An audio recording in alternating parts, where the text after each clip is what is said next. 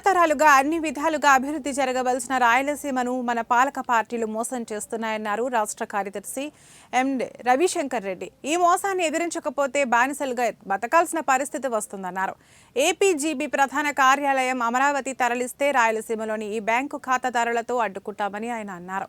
కడపలో ఏపీజీబీ ప్రధాన కార్యాలయం తరలింపును వ్యతిరేకిస్తూ ఖాతాదారులకు ప్రజలకు అవగాహన సదస్సులో ఆయన పాల్గొన్నారు.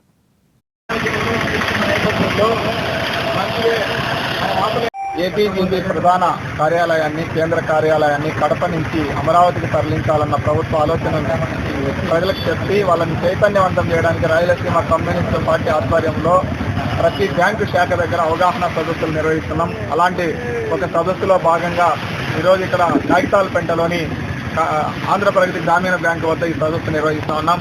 ఈ ప్రభుత్వానికి ఒక్కటే చెప్పదలుచుకున్నాం, అనాదిగా రాయలసీమకు చాలా అన్యాయాలు జరిగినాయి. అది నీళ్ల విషయంలో జరిగినాయి, నిధుల విషయంలో జరిగినాయి, ఉద్యోగాల విషయంలో జరిగినాయి, వైద్య సంస్థల విషయంలో జరిగినాయి, విద్యా సంస్థల విషయంలో జరిగినాయి.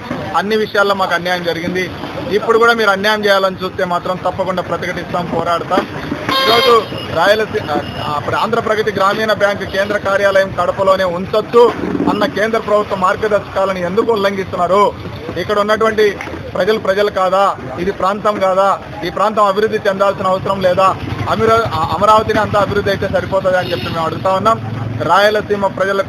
రాయలసీమ ప్రయోజనాలకు హాని కలిగించే ఏ నిర్ణయాన్నైనా రాయలసీమ కమ్యూనిస్ట్ పార్టీ వ్యతిరేకిస్తుంది, ప్రతిఘటిస్తుంది, పోరాడుతుందని చెప్పడానికే ఈ సదస్సులు. రానున్న కాలంలో ఆంధ్రప్రగతి గ్రామీణ బ్యాంకు ప్రధాన కార్యాలయం కడపలోనే ఉండాలని రేపు 12వ తేదీన పెద్ద సదస్సు ఐఎంఏ హాల్లో నిర్వహించబోతున్నాం.